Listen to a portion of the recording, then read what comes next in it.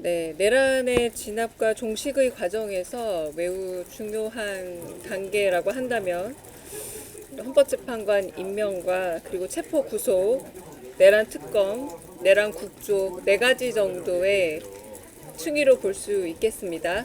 그런데 헌법재판관 임명은 아직 남아있는 40여 헌법재판관 임명의 부분이 남아있죠.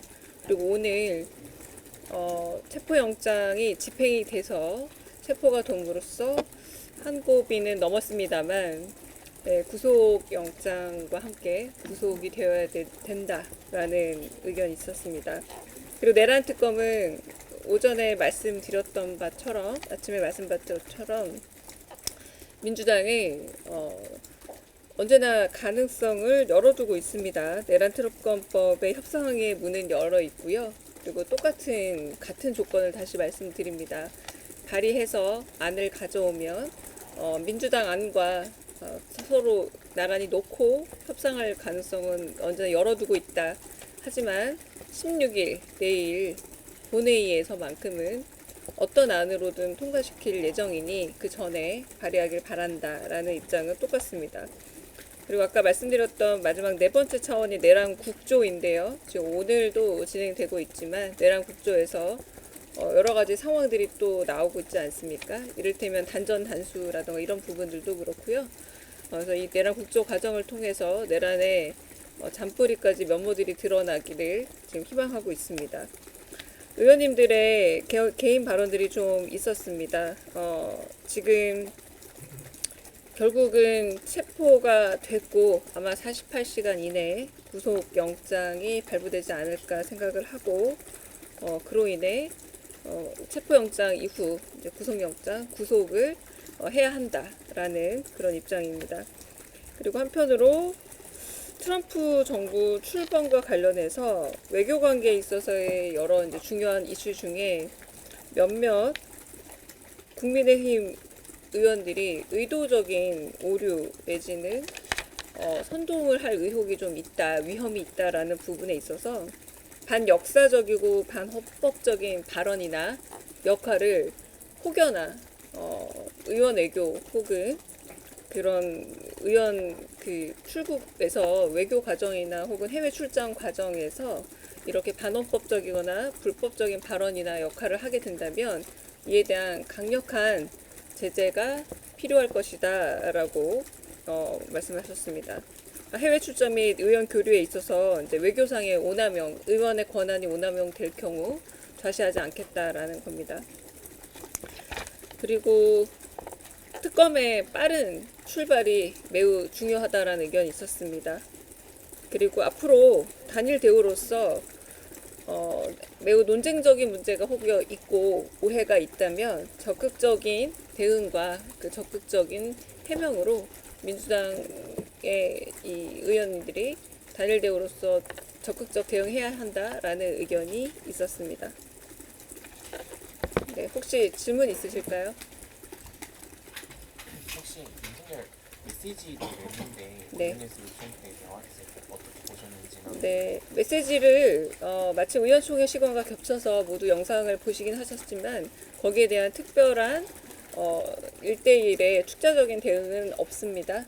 네, 그래서 아까 박찬대 원내대표가 했던 반헌법적인 범죄의 그런 행위들, 발언들은 대통령 역시도 직무정지될 대통령 역시도 마찬가지다라는 모두 발언으로 가름하고 아직은 그 부분에 대한 저희의 따로 구체적 대응은 없습니다.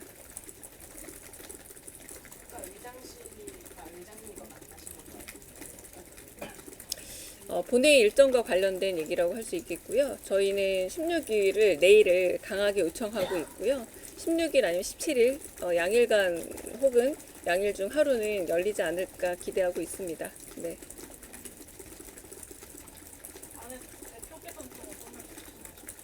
이재명 대표님이요? 한마디도 없으셨습니다. 네. 뭐 의원총회였고 대부분의 의원총회에서 대표님 발언은 잘 없습니다.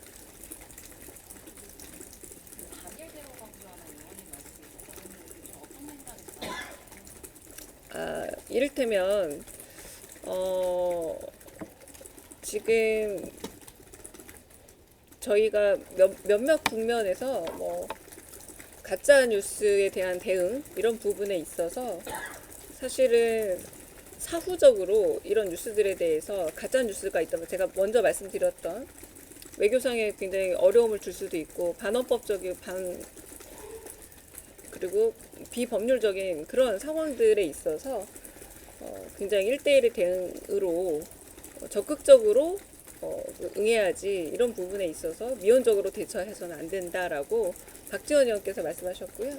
네, 개인적인 그 상황을 좀 예시로 들어가면서 개인의 신상에 대한 오해들은 지금까지도 오류를 고쳐가고 있다. 그러니까 오류를 거쳐가고 가짜 뉴스에 대한 대응이라는 것이지 이 부분에 대해서는 분명히 짚고 제대로 된 대응을 해야 된다라고 말씀을 하셨습니다.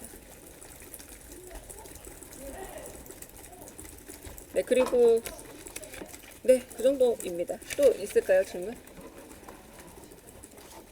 그 실병장 집행이랑 뭐 외교적으로 안전한 이런 것들이 좀 비방이 제일 안 되는 네, 지금 원래 12월 말과 2월 사이에 의원외교 차원에서 해외 출장들이 많이 있지 않습니까, 의원님들이?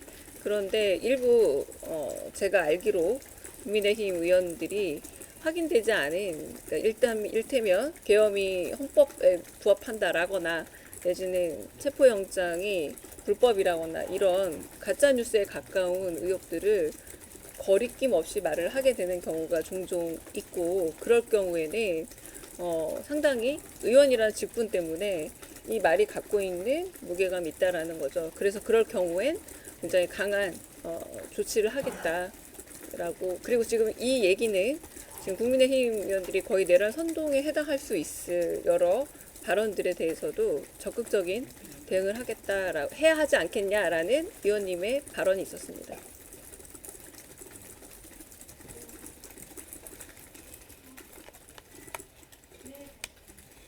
여기 아까 말씀드린 것처럼 이제 곧 정부가 바뀌는 트럼프나 이런 것과 연동에 있어서 외교부대에서도 굉장히 발언에 이걸 그냥 뭐 다른 의견 정도로 볼 수 없다라는 그런 이야기입니다. 네.